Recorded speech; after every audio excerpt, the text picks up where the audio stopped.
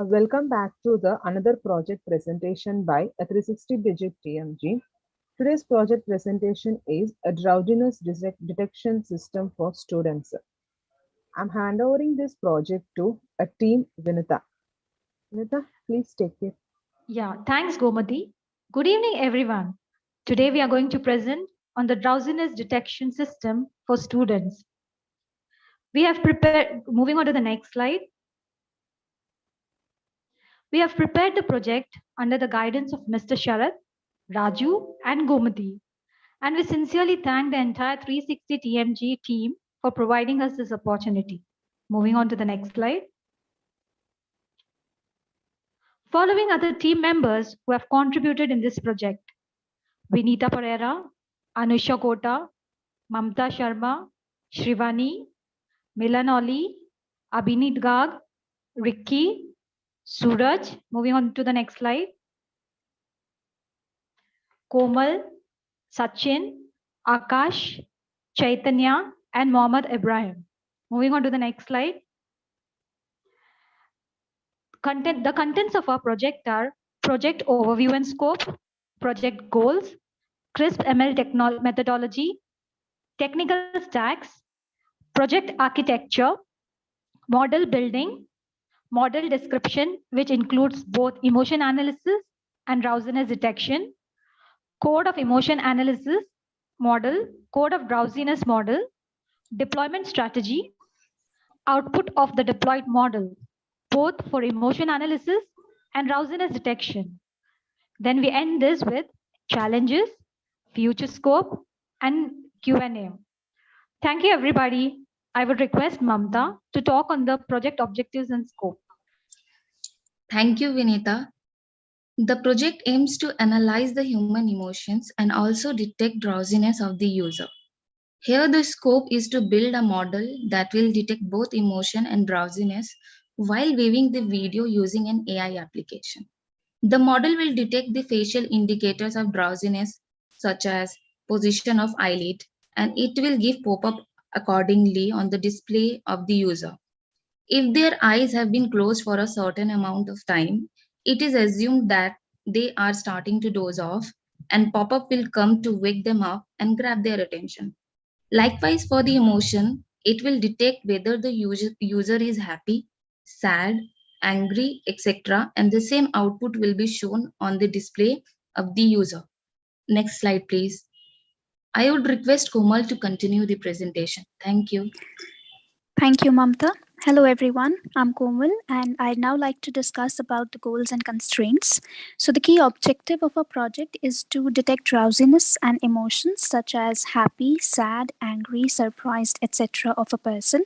And there are certain constraints such as the image quality and resolution of videos, which impacts the performance of the system. And other than that, there are privacy concerns as well. Now I'd like to request Akshay to please take it further from here. Over to you, Akshay. Thank you, Komal. Hello, everyone. This is Akshay. I would like to discuss further. We had used CRISP-ML methodology, which consists of 6 phases. Step 1 is understanding the business requirement. In step 2, we do the data preparation like cleaning and formatting the data. In step 3, we build the model. We build different models and select the one with right fit and better accuracies. In step 4, we test the model and evaluate. In step 5, we develop the model and add the last checking and monitoring the model. Next slide, please. Coming to the technical stack, we used Python, Spider for coding, and for the modeling. We used OpenCV Mediapipe library, DeepFace framework for facial recognition, used Flask for the deployment purpose. Thank you. This is from my side. Now, my friend Komal will take over. Thank you, Akshay. So the system requirements for to carry out the project is the memory requirements are 8 GB RAM, and the CPU needs to be Intel Core i3 and above, and the operating system should be Windows 10. And we have to prepare the environment, for which we'll install Python version 3.8 and Anaconda software to launch IDE platform like Spider. We'll create a new environment and install libraries such as Mediapipe, DeepFace, and later on install Flask for the deployment. I would now request Abhinit to continue the presentation. Thank you. Thank you, Komal. Hello, everyone. This is Abhinit speaking. Now we'll move on to the project architecture. Now, first we are discussing the project architecture for the emotion detection model. As shown in this process flow, it starts with the input, which can be in the form of an image or a recorded video or even a live webcam video feed. If the input is in the form of a video feed, either recorded or live, the program processes it one frame at a time, and so each frame becomes a separate image. Now, once the input is fed through the webcam, OpenCV is used to read the live feed using the video capture function. Before sending our image to the algorithm, it's important to pre-process it so that we are feeding in relevant data. Here's a rundown of some useful techniques that can be implemented with OpenCV in order to achieve this. Firstly, the image processing steps are carried out using OpenCV, like color image is converted to grayscale image, as grayscale images are faster to process due to containing lesser amount of information. Resizing the image also allows us to control the volume of information we are passing in the image. OpenCV already contains many pre-trained classifiers for face, eyes, smile, etc. Those XML files are stored in the OpenCV HAR Cascade directory. Here, face recognition is done with the help of HAR Cascade classifier, which is used for object detection. So here we are using HAR Cascade frontal face.xml file, which recognizes the face and draws a rectangular boundary around the face. Then the image is passed through a pre-trained model, which is deep face. With this pre-trained model, we use emotional attribute analysis feature, which analyzes the frame and gives a dominant emotion as the output. The model is deployed locally using Flask, and the output of the dominant emotion could be seen in the webcam live feed. Now moving on to the next slide, we'll be discussing the architecture of the drowsiness detection model. So as shown in this process flow, similar to the emotion detection model, it starts with the input, which can be in the form of image, recorded video, or a live webcam video feed. Now, after the input is fed to the program, the user's face is detected from the image using OpenCV. Then the image is passed through our pre-trained model, which is Mediapipe. With this pre-trained model, a set of facial landmarks get superimposed to the image. These landmarks are essentially coordinates to multiple points covering each part of our face and help to map the face entirely. Now the color image is converted to grayscale image for pre-processing. Again, we also use resizing of the image to control the volume of information we are passing in this image. Next is the most crucial part, which is the calculation of EAR. EAR stands for eye aspect ratio. This is the ratio of sum of Euclidean distances between pair of landmark points occurring in a straight vertical line on the edges of the eye. As we see here, the set of points P2, P6, P3, P5 are considered the vertical distances, and that is divided over the Euclidean distance between leftmost and rightmost landmark point of the eye, which is the horizontal distance. This EAR is calculated for both the eyes and simply the average of both is taken. The average EAR is then compared to a pre-decided threshold value, which is 0.3 in our case. The threshold value is so decided that only when the user's eye is close to the level of drowsiness, the average EAR value will decrease below the threshold value. Now, if the average EAR value calculated is less than the threshold value continuously for 40 frames, the drowsy alert will be displayed over the output video. In the otherwise case, the default state of active will be displayed.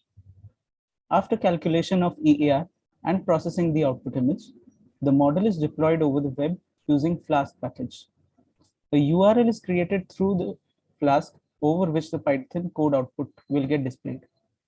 In case of a single image input, the image with the applicable active alert or the drowsy alert will be displayed on the web page.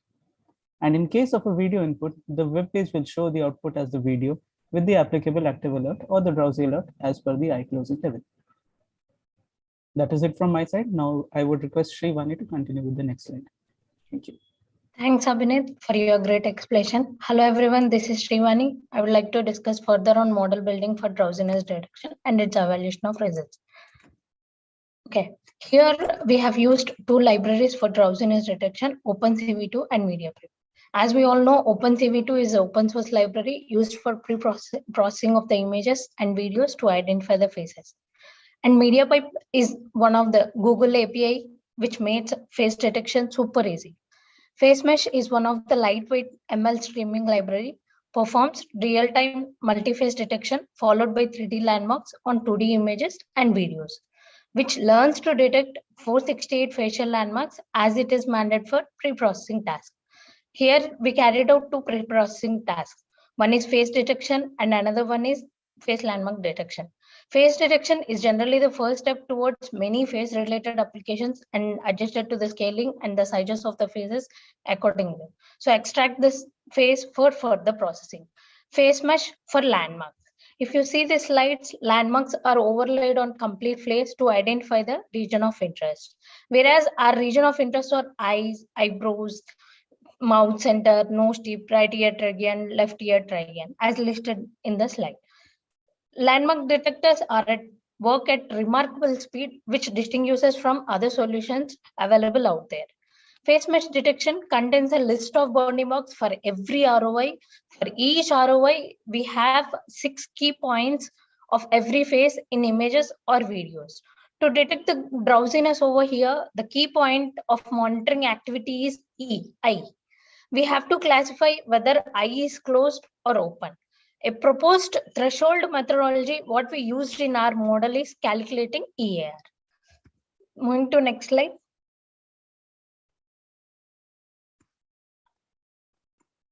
Here we see we will calculate the blinks detection using facial landmarks. With eye blink detection, we derive an equation which reflects the relation called EAR. Like I mentioned, each ROI has 6 key points. I ROI is represented by 6 X, Y coordinates, starting at left corner of the eye, P1, and then working towards clockwise as P2, P3, P4, around remainder of the region, P5 and P6.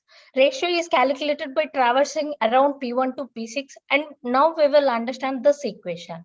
The numerator of this equation computes the distance between vertical eye landmarks, P2, P6 and P3, P5. The denominator which computes the horizontal eye landmarks P1 and P4. Since we have two sets of vertical points which were weighted down accordingly in the denominator by having 2.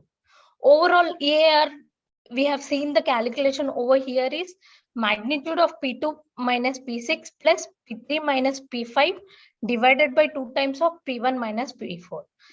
EAR will be constant while eye is open, but will rapidly fall to 0 when a blinking is taking place. Here we have used EAR as a baseline for determining students' eye is closed or open based on the threshold value, which system provides an accuracy of 96%. Moving on to next slide. So in this slide, we will explain you the steps to be followed in a way to calculate the eye aspect ratio. As we knew, OpenCV library used for live webcam feed to read the frames and perform face detection. OpenCV2 used for video capture function, while it is true, will convert the frames into grayscale format and also will resize them. With face mesh library, we'll get the landmarks. This landmarks actually helps us to detect the ROI, region of interest. Here our ROI is I. When we look through each frame, from formula we understand to calculate the height and weight of widths by measuring the distances. At first, we'll detect the right eye ROI using get right eye method, followed by get right eye rectangle method, which results right eye bounding box with the values of the weight and height of the right eye for each frame. And secondly, we will follow the same process for left eye calculation. Left eye calculated followed by left eye rectangular box method, which gives us the results of weight and height of the left eye for each frame. After we receive right and left eye height and widths, we have to calculate the aspect ratios of both the eyes. Once we derive the aspect ratio of both left eye and right eye by taking the division of their width and heights, we'll take an average on the overall to get an aspect ratio score. This is the final score which we did comparison with the threshold value as showed in the slide. Moving on to next slide. Once we derive the aspect ratio score, we will compare it with the threshold constant value 0.3. Now here EAR values or scores are comparing with the threshold values. As we knew, when we falling asleep, ratio is falling down to close to 0. Let's check with the code how does it work. For the count of continuous 40 frames and EAR is in the range of 0.2 to 0.3, we have updated the frame status as drowsy. If it is crossing greater than 40 frames and the EAR is falling down to 0.2, we will be considered it as sleepy. In other cases, when eye is open, our EAR score remains always constant. Hence, EAR is chosen as the appropriate method to determine the drowsiness of a detection. This EAR can also be advanced further for various applications like driver drowsiness detection, assessment of facial paralysis in various applications. From here, I would like to request Anusha to take on next slide. Over to you, Anusha. Thank you, Srivani. This is Anusha. I'm going to move forward with the model building part of the emotion detection system. So emotion detection is a part of the behavioral analytics, and the emotion detection is done with the most and the best pre-trained model available now, that is DeepFace. So DeepFace is a lightweight framework for the facial attribute analysis with respect to Python, and it also does several other tasks like the facial recognition, facial identification, and many more things. So the DeepFace is a hybrid model. It's a combination of the state-of-the-art models like the Google FaceNet, Facebook DeepFace, ArcFace, glib. So it takes the inputs from all the best models and makes the best facial attribute analysis framework for detecting the emotion, age, gender, and many other facial attributes. And the main thing for choosing the DeepFace pre-trained model is it's trained upon the largest facial dataset available till now, and it is consisting of 4 million facial images that are labeled, and they belong to 4,000 identities. Next slide, please.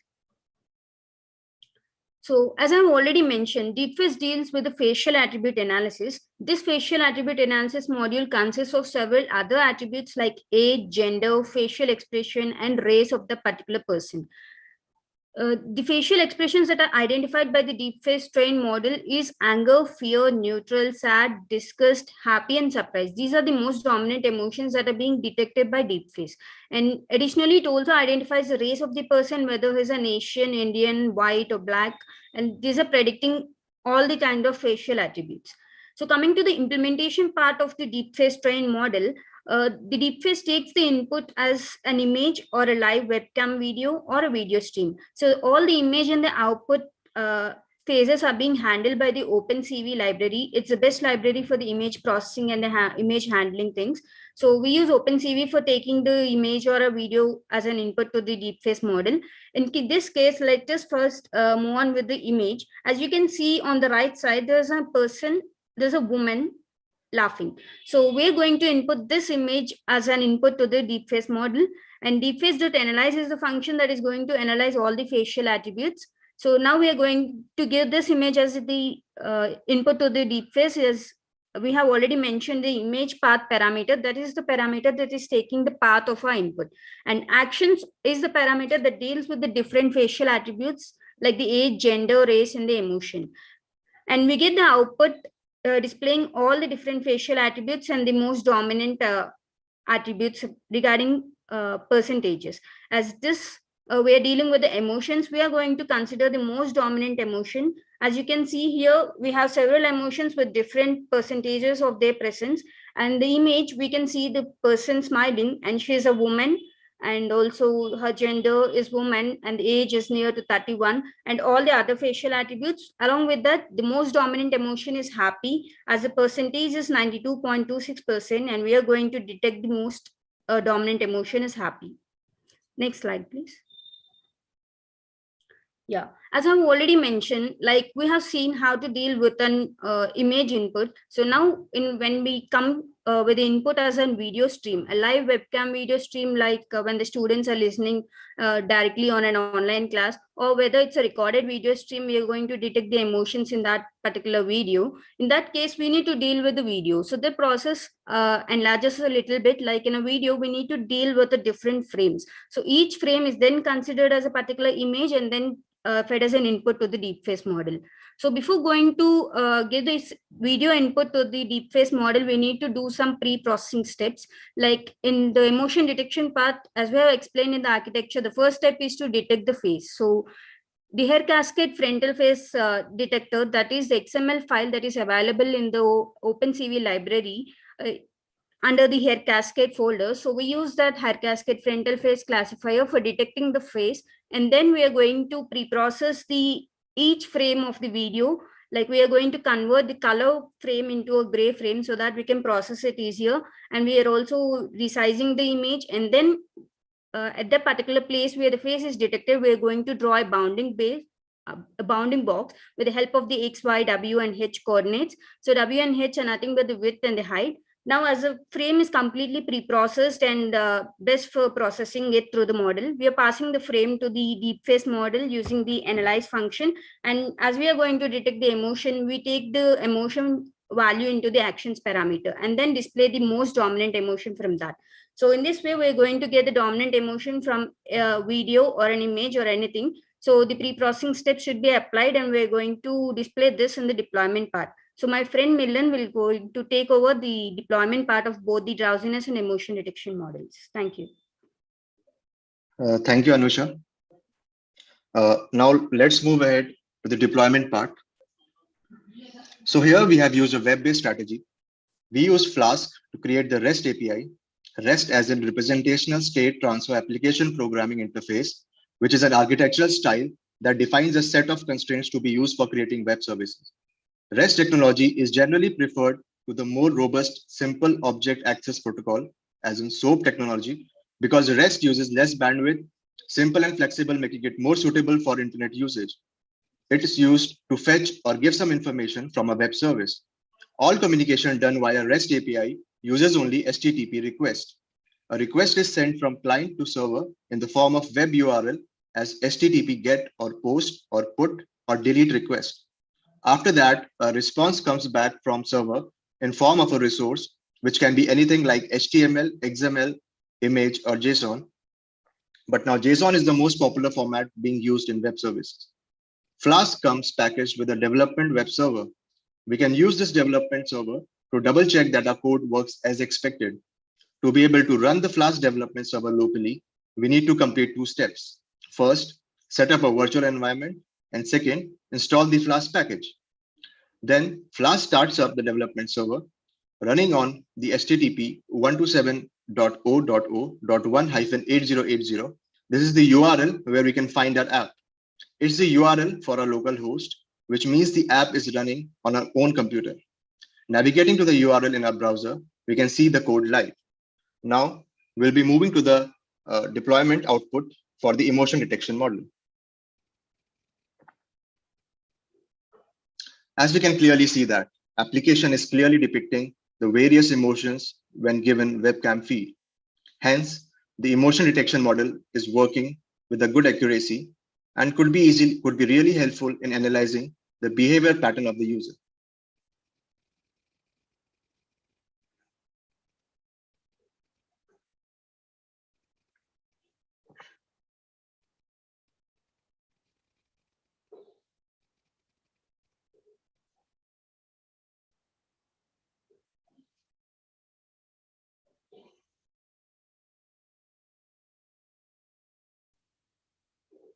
Now we'll go to the output video of the drowsiness detection system. As you can see, the output of our drowsiness detection model, where we can observe that as soon as the user's eyes are almost closed for a particular number of frames, the drowsy alert pops up to warn the user. Now here, like we know that sometimes we can close our eyes to think, and it should not give as drowsy. So here we have extended the number of frames so that it does not show immediately as drowsy. So after a few seconds, like 10 to 11 seconds, this will show as drowsy. See, now it is coming as drowsy. Now, like if the user goes on more extra number of frames, like if it takes to frame 50, like for drowsy it was 40. Now if it takes to frame 50, like few more time it takes, then it will show as sleeping. Now we're going to see that very shortly. So it is coming as sleeping. So this was from my side. Now I would request Ricky to carry forward. Thank you, Milan. Hello, everyone. This is Ricky. Now let's look into the challenges. Different color complexion of persons over different regions of the globe, facial accessories impact the accuracy of emotion detection model. Handling and processing less quality images is typical. To differentiate between closely related emotions like disgust and anger, irregular lighting condition while passing video stream or live video stream as an input. Moving to the next slide. So coming to the future scope of this model. So emotion recognition system recognizes emotion from the facial expressions, body movements, voice, brain, heart signals. Using this further, we can use it to continuously access the emotion of students and keep track of the changes in their emotions. By this, we can achieve a completely invigilation in the examination centers to minimize the malpractice of the students. We can use this further for online admissions and interviews. Emotion recognition can be used to understand how the candidates feel during interviews and to measure how they react to certain questions. This information can be used to optimize interview structures for future candidates and streamline the application process. This can be used in automotive industries as car manufacturers around the world are increasingly focusing on making cars more personal and safe for people to drive. In their pursuit to build smart car features, it makes sense that car manufacturers use AI to help them understand human emotions. Using facial emotion detection, smart cars can alert the drivers when he is feeling drowsy and in turn help to decrease road casualties. Emotion analysis in video game testing. Video games are designed with a specific target audience in mind and to aim to evoke a particular behavior and set of emotions from the users. During the testing phase, users are asked to play the game for a given period of time, and their feedback is incorporated to make a final product. Using facial emotion recognition can aid in understanding which emotions a user is experiencing in real time. This is a great additional to verbal feedback as it provides a more complex review of gaming experience. Moving to the next slide. So now, if you guys have any doubts or queries with respect to this presentation, feel free to post your questions in the chat box.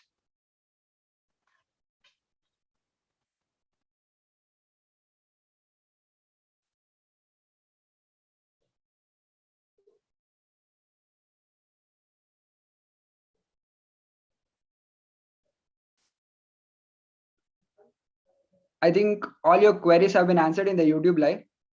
So I would like to thank 360DigiTMG and InnoDatatics for this opportunity, and also would like to thank all my teammates, and thank you everyone for joining with us, and thank you all.